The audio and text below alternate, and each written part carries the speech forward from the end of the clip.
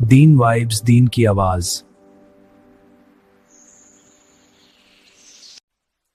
ایک بات پہ ذرا غور کیجئے گا، ساری مستورات ذرا توجہ سے بات سنیں، ایک نکتہ سمجھانا مقصود ہے۔ اگر بالفرض کوئی اللہ کا بڑا کامل ولی، کوئی بڑا عارف، کوئی بڑا نیک متقی پاک باز انسان آپ کو یہ بتائے کہ مجھے کشف میں یا خواب میں یہ بتایا گیا ہے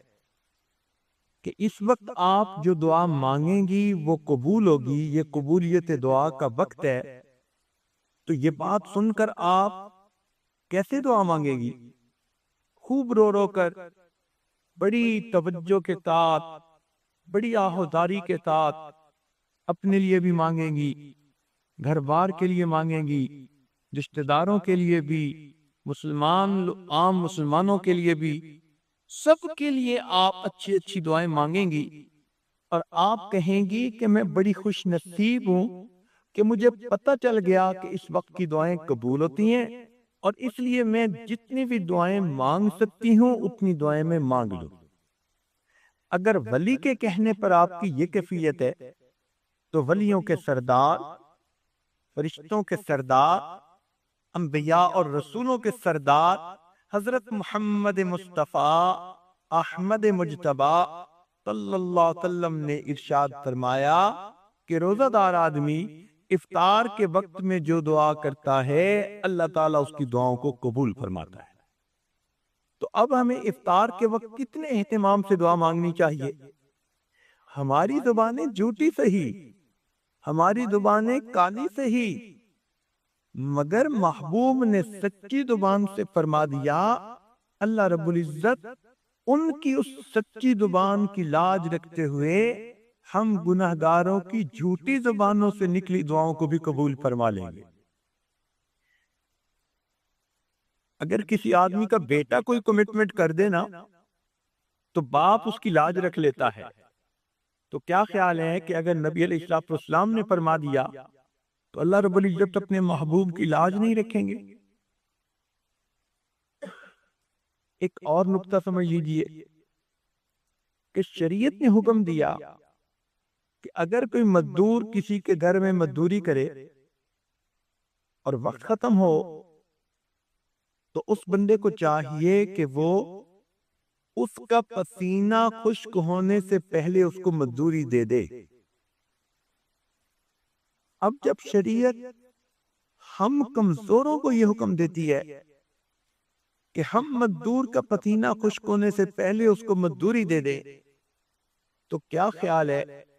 کہ جس بندے نے اللہ رب العزت کے لیے سارا دن مزدوری کی، روزہ رکھا، بھوکا رہا، پیاسا رہا، تکلیف اٹھائی، اب جب اس کی افطاری کا وقت ہوگا تو کیا اللہ تعالیٰ اس کو فوراً مزدوری نہیں عطا فرمائیں گے؟ فرق اتنا ہے کہ جس مزدور کو ہم گھر میں لاتے ہیں کام کرنے کے لیے، ہم اس کے ساتھ مزدوری طے کر لیتے ہیں کہ بھئی اتنا تمہیں دیں گے، تم ہمارا یہ کام کر دو، تو کام کرنے کے بعد ہم اس کو پیمنٹ کر دیتے ہیں۔ لیکن جو بڑے ہوتے ہیں وہ طے نہیں کرتے، وہ کہتے ہیں جتنا کہو گے دے دیں گے۔ اس لیے اللہ رب العزت نے بھی یہی معاملہ فرمایا کہ اے میرے پیارے محبوب کی امت کے روزے دارو، تم میرے لیے روزہ رکھو، اور جب افطاری کا وقت ہوگا تو میں تمہیں منہ مانگا انعام دوں گا، جو تم مانگو گے میں پروردگار تمہارے مانگنے کے مطابق تمہیں عطا کروں گا۔ مانگنا تمہارا کام ہے اور تمہارے دامن کو بھر دینا یہ میرا کام ہے۔ اس لیے فرمایا کہ روزہ دار کی دعائیں قبول ہوتی ہیں۔ حدیث پاک میں یہ فرمایا، اس کا کیا مطلب؟ کہ اللہ تعالی روزے دار کو افطاری کے وقت میں منہ مانگا انعام عطا فرماتے ہیں۔ اچھا، اگر کوئی بندہ اس وقت انعام مانگے ہی نہ تو اس کو کیا ملے گا؟ اور ہماری عورتوں کا، بہت ساریوں کا یہی حال کہ افطاری کی چیزیں بنانے میں اور دفترخوان سجانے میں ایسی مشغول ہو جاتی ہیں کہ ان کو بتانا پڑتا ہے کہ جی روزے کی افطاری کا وقت ہو چکا، اب تم بھی افطار کر لو۔ اس کا مطلب ہے کہ یہ وہ مزدور ہے جس نے مزدوری تو کی، مگر جب دینے والے نے کہا کہ کتنا چاہیے تو اس کو مانگنا ہی یاد نہیں تھا۔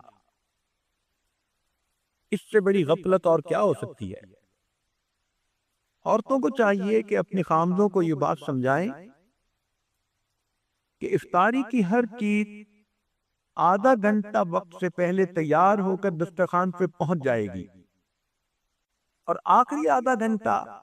بجائے اس کے کہ ہم کچن میں چولہے پہ کھڑی ہوں اور کبھی ایک چیز تلی جا رہی ہے، کبھی دوسری چیز پک رہی ہے، اس میں لگنے کی بجائے یہ آدھا گھنٹہ، یہ 20 منٹ، یہ 15 منٹ مصلی پر بیٹھ کر اللہ رب العزت سے دعائیں مانگیں۔ عورتیں اپنے گھر کے سب بچوں کو اپنے پاس بٹھا لیا کریں اور معصوم بچوں کو کہیں کہ وہ بھی ہاتھ اٹھائیں اور دعا مانگیں۔ اگر بڑوں نے گناہ کیے تو چھوٹے تو معصوم ہیں، کیا پتا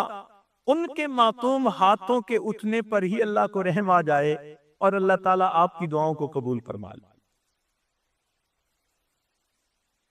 تو اس لیے عورتوں کو چاہیے کہ افطاری کے اس وقت کی قدر کریں، اور اگر کسی گھر میں ایک ہی عورت ہے اور اس کے لیے کھانا پکانا بنانا بھی ضروری ہے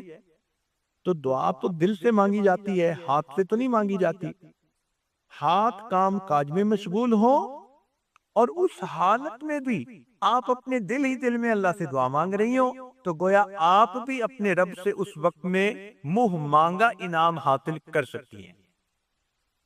اچھا، آپ سے اگر کوئی پوچھے کہ آپ کی کوئی پریشانی ہو تو اس کو ختم کر دیتے ہیں، تو آپ سب سے پہلے بتائیں گی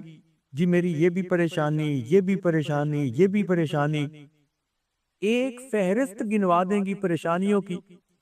اور پھر کہیں گی کہ اگر یہ سب پریشانیاں ختم ہو جائیں تو بس مجھے سکھ کا سانس نصیب ہو جائے۔ تو جب اللہ تعالیٰ منہ مانگا انعام دینا چاہتے ہیں تو آپ افطاری کے وقت میں اپنے سب دکھ، اپنے سب غم، اپنی سب پریشانیاں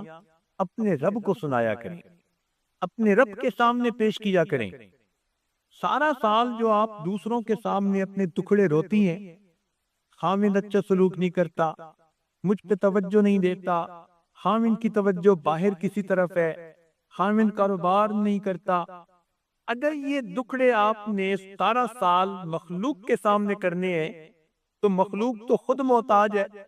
جس کے سامنے آپ دکھ کہہ رہی ہوتی ہیں وہ خود دکھوں والی ہوتی ہے، تو اس کا کیا فائدہ؟ اب آپ اپنے دکھ اس پروردگار کے سامنے کہیں گی جو سب کے دکھوں کو دور کرنے والا اور سب کی پریشانیوں اور مشکلات کو حل کرنے والا ہے۔ لہذا افطاری کے اس وقت میں آپ اپنی زندگی کی اور آخرت کی بہتری کے لیے خوب دل کھول کے دعا مانگا کریں۔